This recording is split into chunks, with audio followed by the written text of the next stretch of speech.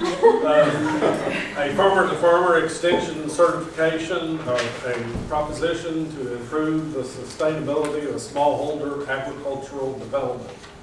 Again, Colby Silvert is the primary author and also the presenter. So, okay. Good job, Colby. Well, thanks for sticking around. And I actually tried to set this up differently so it would be more fun for us to go through and hearing my voice twice. I set this up because it is a proposition as sort of we're solving a development challenge together and looking at how we applied that in this case. I want to recognize my co-authors, Dr. Diaz, Dr. Roberts, who's here, Bradley Coleman, and Whitney Stone at the University of Florida for their roles here. And there will be pictures. These are from my work in Sierra Leone, which I'll describe, and that was before I came to grad school in 2018. So we can go ahead.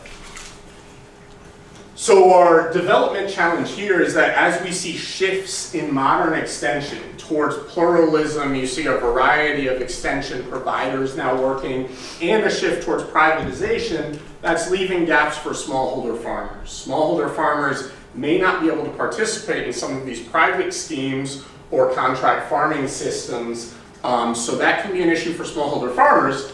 But we see donors and nonprofits step in to fill that gap. So through projects, through USAID, World Bank assistance, that sort of thing. But that's not always sustainable. We see that often self-reliance isn't built, that when the projects conclude, that the farmers are unable to continue those sustainable practices. Within these systems, extension is a crucial input. But how do we facilitate sustainable extension linkages? So that's something critical here, and we're going to apply this to an example and see how we might do that. So to tell you what this came from, I, before grad school, was the extension coordinator for a USAID project. It was a 3-year project in northern Sierra Leone, and it was looking at fish production and consumption, of building a value chain, promoting fish production, and looking at small-scale producers, involving them to improve their economic livelihoods through this. And there are some pictures of the farmers that we worked with throughout the PowerPoint. So fish farming in Sierra Leone, this is important to think about. Fish is extremely important for the economy and food security. Estimates show that 80% of animal protein comes from fish in Sierra Leone, 10% of the GDP is from fish, but Sierra Leone has a coast here, and most of that fish is coming inland, so it's marine fish.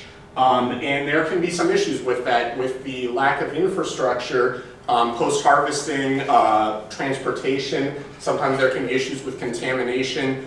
So that can be an issue there with how healthy and safe is this fish to consume. So that's where we look at the potential of freshwater fish farming, so aquaculture and fish inland, and that would reduce the amount of fish that's coming from outside but still fit within that diet that people have in Sierra Leone. Sierra Leone has amazing natural resources to promote this, or to do this work. And there has been little work since the 1970s. Actually, Peace Corps started to develop some fish ponds at a small scale in the country, but there hasn't been a ton of development until 2016, when our project with USAID came in and started to promote this it was a multi-million-dollar project, 2 of them actually, at a higher level.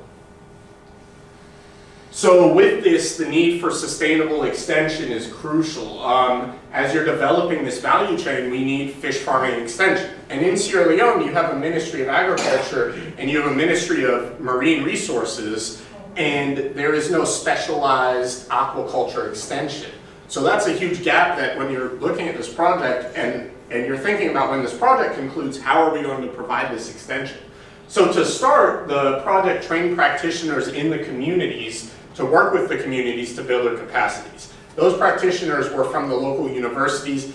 Even there, I think we found 3 aquaculture trained students, but the majority were agriculture, so we had to train them, so there was a lack of technical knowledge here. But over time, community farmers, then we transferred those capacities. So then they were leading as volunteers in the communities to provide that extension. But the sustainable transition strategy, for any project, this is key. When you transition, how will this continue, hinged on fish farming extension. So this is what this is looking at, is how could we provide that, and this proposition is like an innovative idea looking at this. So based on that, our objectives were to look at how a farmer-to-farmer extension certification for smallholders could motivate leader farmers to provide extension for their peers and communities, and to explore measures to boost the sustainability of that farmer-to-farmer system.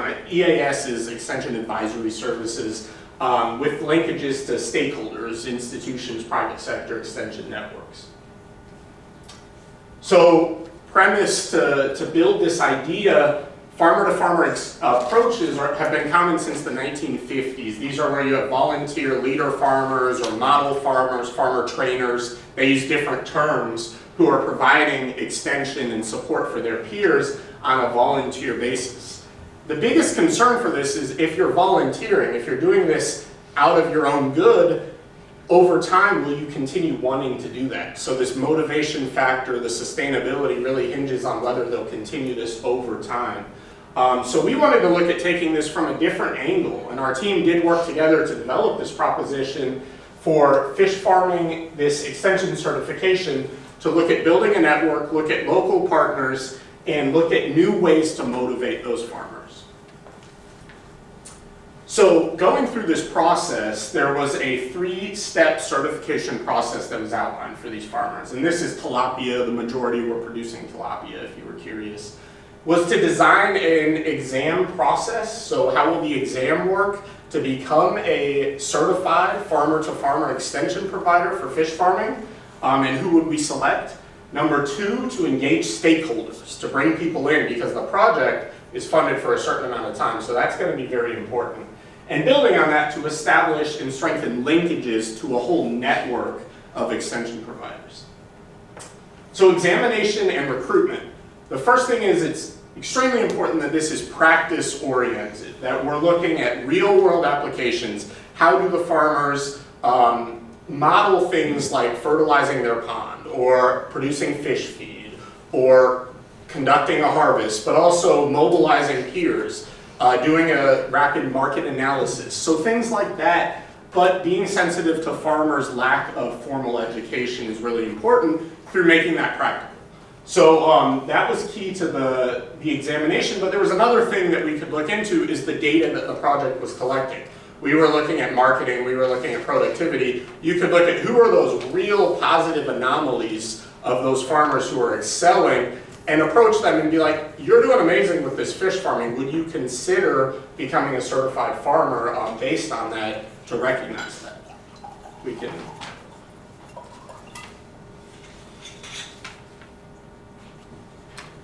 The next step would be awarding the certification and that certified process. So we approached the Ministry of Fisheries and Marine Resources and Agriculture to co-sponsor this. And why is that important? That's important because that legitimizes this. We're looking at farmers who formal education is lacking, credentials, a CV isn't really a thing that a farmer is going to produce. But having this technical certification, almost like a vocational certification, would be really valuable to a lot of the farmers. We're assuming that, but we did talk and brainstorm this idea with them too. So the certification ceremonies, bringing in USA, bringing in our stakeholders, making this a really motivating, celebratory activity would be key as well. And then, could this lead to other opportunities? They have this certification, but is it more than just something to feel good about that's on the wall? That's key here. So building on those linkages, the smallholder farmers are leading this, but we want to connect to the government, private sector, and to look at that as a two-way exchange. I think too often we think about farmer groups and them seeking help from outside. But it's also key that that's two ways, that outside sources want to work with those farmer groups, so they should have skills to be attractive to those groups. For, say, a company to say, they're really organized in this community, we could see an opportunity to promote a product here, or to work with them. And then the other piece here was to partner with Njali University, who has a long-term partnership with the University of Illinois. We work with them a lot But the Sierra Leonean University have the students host this database of the farmers in this network so they could do educational activities, but also to map these farmers and keep track of it, to keep track of that sustainability. So I think one of the key pieces here, and I want to give some examples, is how can this lead to other opportunities? So as the project was concluding, we're starting to see some private sector fish farming in Sierra Leone. This is my colleague from World Fish, Aminata. She, Agro Fish Farm, if you ever check it out on social media, she's doing amazing things in producing freshwater fish and spreading these technical skills across the country and involving young people as well. But she needs extension. So where could she get it? She could look to some of these certified farmers because there isn't another source in Sierra Leone. Sky Fox was based in Ghana. It's a funny name for fish farming, but they were going into Sierra Leone as we were leaving and ending this project too. And they were also looking at building this business and looking at where that extension could come from. And there were other examples too. It doesn't look like they're using tilapia. These are catfish. Yeah, these are catfish. So there was some catfish, Okay. but it's a little harder to produce and yeah. Okay, so testing and transferring, this is the final thing here, is we need to look at these power dynamics, social equity. A lot of this needs to come into consideration to make this work. And one of the key things is we don't want the government in this country to feel that these extension providers are taking their roles as public extension agents. So that's really important, and that's why these conversations with them about defining these unique roles. Okay, this is a community farmer-to-farmer certified volunteer, which is different than a public extension agent, and setting that up in that way would be important, because these power dynamics can be strong in these countries often. And looking at making this an inclusive process, trying to bring in women too, because we had a lot of women fish farmers, and having the demographics match the clientele that they're serving would be key as well. And finally, more testing and learning. So we started to implement this, but this needs to be tested and look at transferability in other contexts and everything as well. So thank you, and yeah,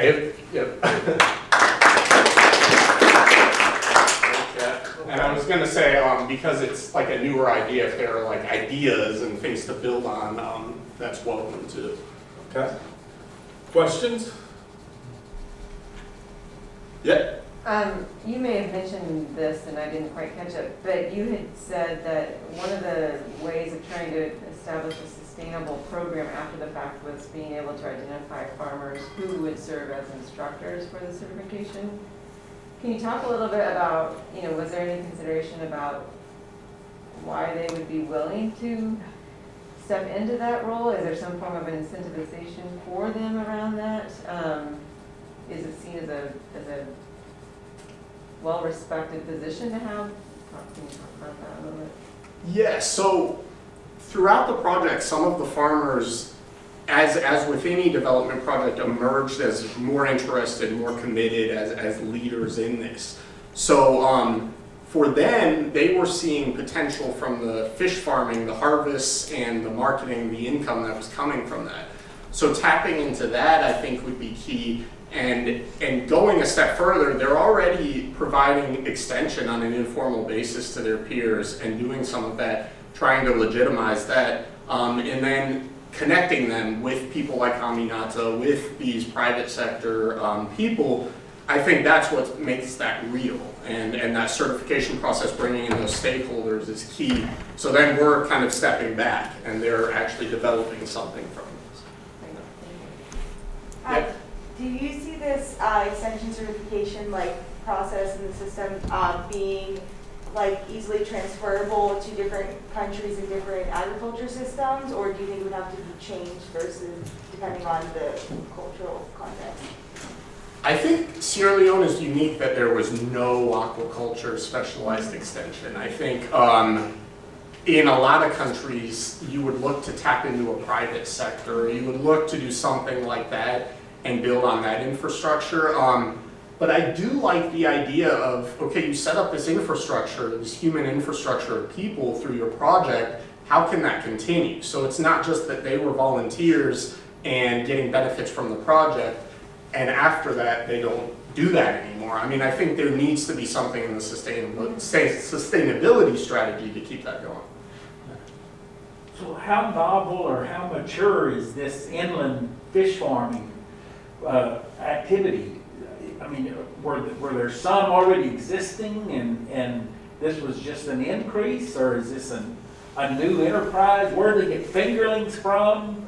You know, all of those kinds of things. That was key. I mean, as much as extension was an important input, fish seed and feed were two other ones. So when Peace Corps set this up, they did set up a hatchery, and so there were fingerlings. There was the infrastructure there. That was rehabilitated through the project, and that Skyfox was moving in to take over that hatchery, actually, the private sector. So that would be a source of fingerlings. Fish feed, they had consultants come in and work with the communities to make a locally produced fish feed that was made out of rice bran, fish waste from marine fish. That, when I say waste, that's actually the bones and pieces that came from that. So a locally produced fish feed. So those were two critical inputs there, but that was just equally important, setting that up. What species of tilapia? It was Nile tilapia. Okay. Yep. So did they grow them to 4, 5, or 8 pounds, or what? So How these, do they harvest them? yeah, so this would be about a 6-month production cycle. Okay, so there'd be And you clean out the whole pond. Yeah. And so the key was looking at the economics of it. They didn't want them to get too big because you could make more money by having medium-sized tilapia and doing more harvests, restocking. less than a kilo. Yeah. Wow. Fascinating. So what, I have a question for you. What indicators do you have or have you seen? I mean, the project's been over how many years? It's been 2. 2 years. Yep. Any indicators that this idea of certification is working, or? So we see involvement with those private sector partners. Unfortunately, I mean, I wish USA would have us go back 3 years later, but I did have to frame this as a proposition because we haven't measured that, but that would be the next step. Yeah. Okay. Thank you. Thank you.